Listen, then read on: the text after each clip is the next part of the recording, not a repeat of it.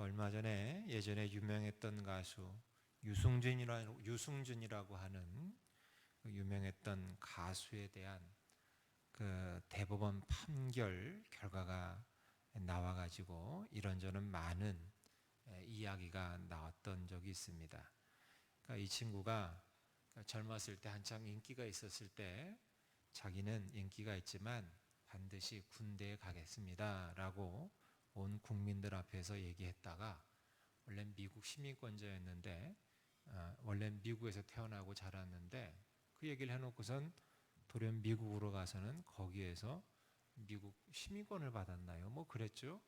그래가지고 이제 군대를 안 가도 되는 그런 판결을 받아가지고 온 국민들의 이제 분노를 사게 되었고 이제 그것이 이제 빌미가 되어서 이제 우리나라에는 아예 들어오지 못하도록 아예 나라에서 그렇게 조치를 취해 가지고 이 친구가 계속해서 우리나라를 들어오려고 하려고 하다가도 이 번번이 이 판결에 막혀 가지고 못 들어오게 되었는데 최근까지도 비자 발급 거부가 위법이다라고 하는 소송을 걸어서 마침내 대법원에서 이 비자 발급 거부가 잘못된 것이니 다시 한번 살펴봐라 하는 그런 판결을 받아내게 되었어요. 그런데 그런 판결을 받았어도 국민들이 그 판결에 대해서 공감을 하지 않는 거예요. 공감을 하지 않고 아무리 그런 판결을 대법원에서 내렸다 그래도 이 친구는 우리나라에 절대로 발을 붙이게서는 안 된다 라고 하는 것이 대다수 국민들의 지금 생각인 것 같아요.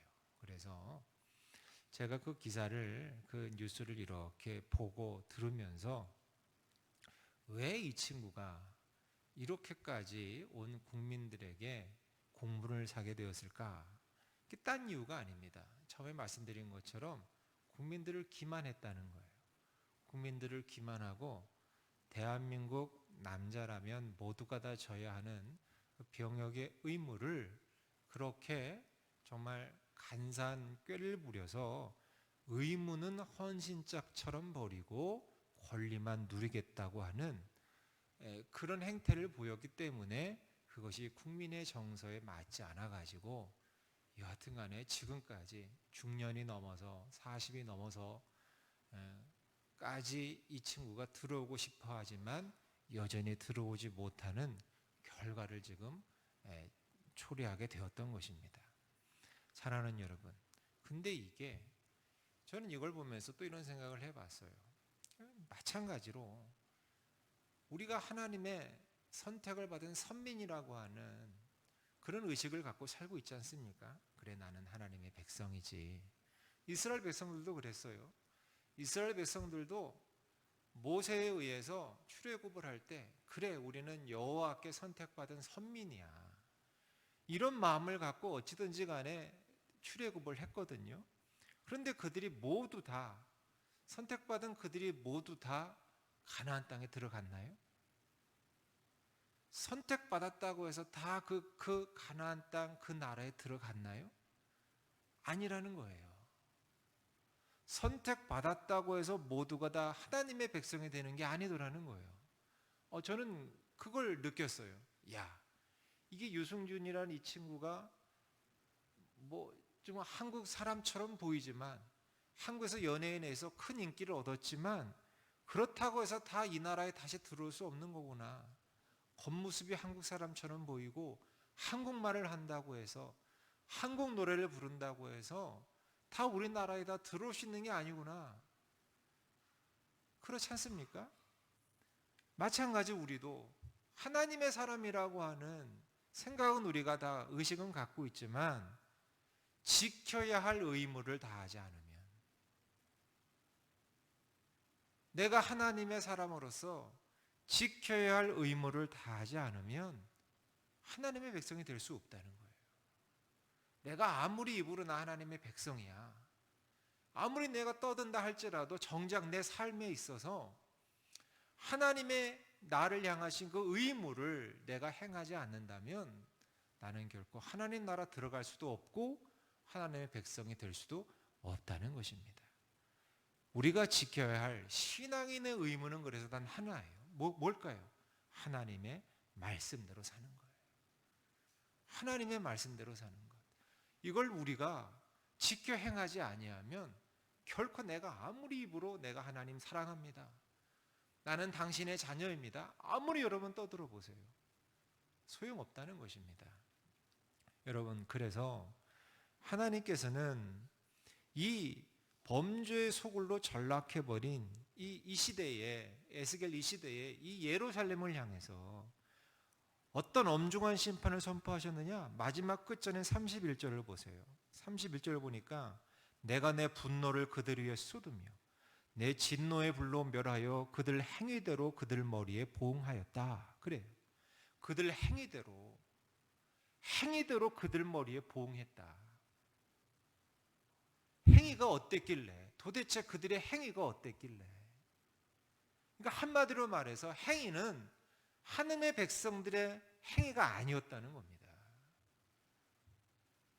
말로는, 입술로는 하나님의 백성이라고 떠들었을지 모르지요. 제사 드렸을지도 모르지요. 근데 삶은 아니었다는 거예요. 그러니까 행위대로 보응받는 거예요. 행위대로. 그러니까 그들의 행위는 결코 하나님의 말씀을 지켜 순종해 사는 삶이 아니었다는 것입니다. 그러니까 그들의 보응을 받는 거예요. 그들 머리에 보응해서 행위대로 진노의 불로 멸함을 받는, 분노를 받는, 하나님의 진노를 받는 그런 엄중한 심판을 받게 된다는 것입니다. 그러면서 이 타락한 이스라엘에 대해서 이 우리 하나님의 진노가 얼마나 크셨는지를 풀무불로 비유하고 있어요. 20절 보니까 사람이 은이나 옷이나 쇠나 나비나 주석이나 모아서 풀무불 속에 넣고 불을 불어 녹이는 것 같이 내가 노여움과 분으로 너희를 모아 거기에 두고 녹이리라. 말라기 4장 1절에도 보면 용광로 불같은 날인 심판의 날에 하나님께서 불순종하는 교만한 자는 지푸라기처럼 불살라질 것이다 라고 말씀하셨어요. 지푸라기가 얼마나 잘 타는지 아시죠? 지푸라기가. 근데 그거를 그냥 일반 불로 불살리시는 게 아니라 풀무불은 또 얼마나 뜨거운지 아시지요?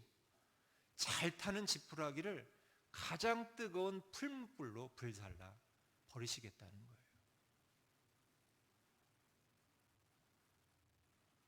그러면서 오늘 본문에 의하면 이렇게 타락한 이스라엘 백성을 하나님께서는 무엇이라고 비유하셨냐면 찌꺼기라고, 쇠 찌꺼기로 비유하고 계십니다. 18절 보니까 인자야 이스라엘 족속이 내게 찌꺼기가 되었나니 곧 풀무불 가운데 있는 노시나 주석이나 쇠나 나비며 은의 찌꺼기로다. 이렇게 돼. 찌꺼기라는 거예요. 이게 무슨 얘기냐면 하나님께서는 분명히 이스라엘을 은으로 재련하셨어요. 은으로.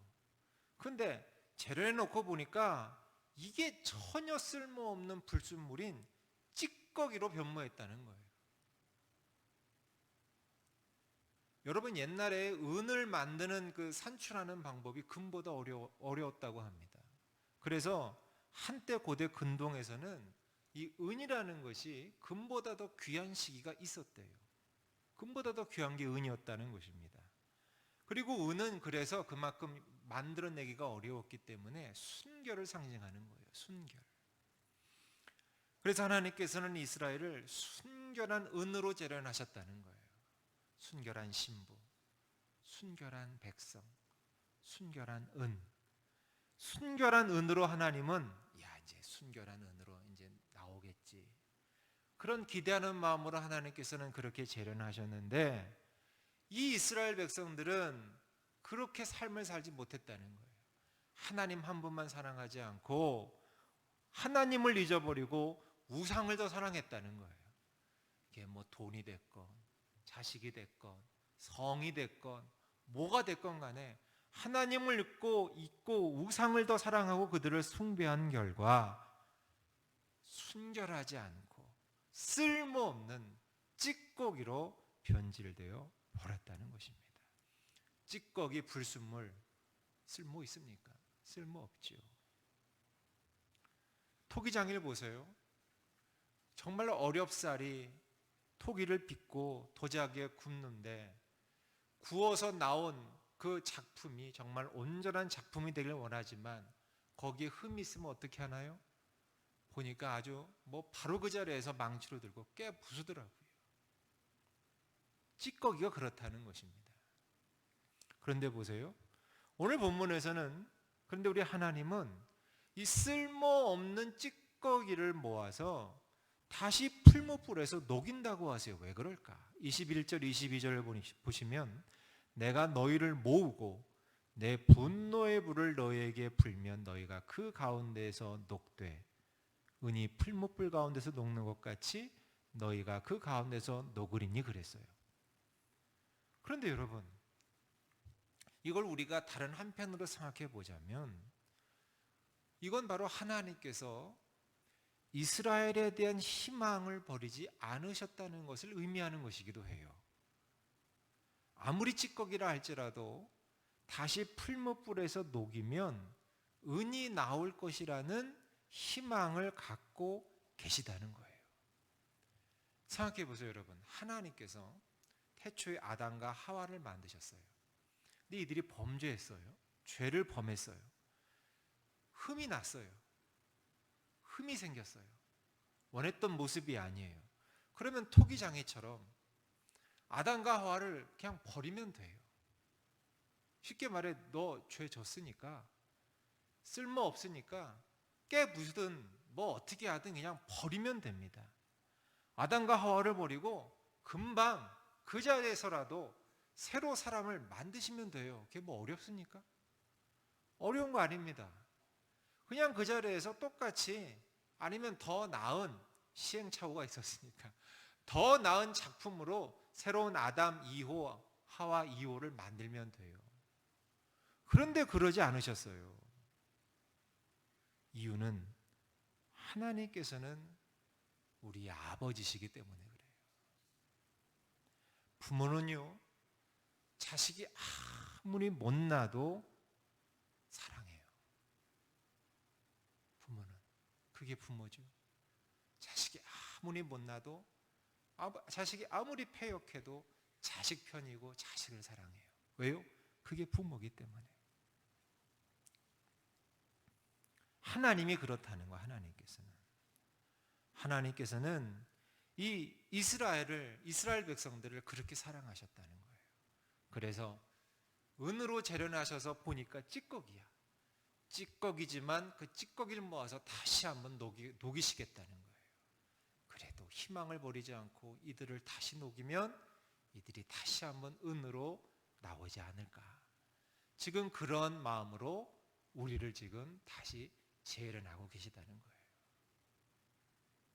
사랑하는 여러분, 하나님께서 오늘 우리들에게 에스겔 22장 말씀으로 오늘 하루를 시작하게 하신 이유 역시 오늘 우리들 말씀을 통해 우리 자신을 한번 투영해 보자는 거예요.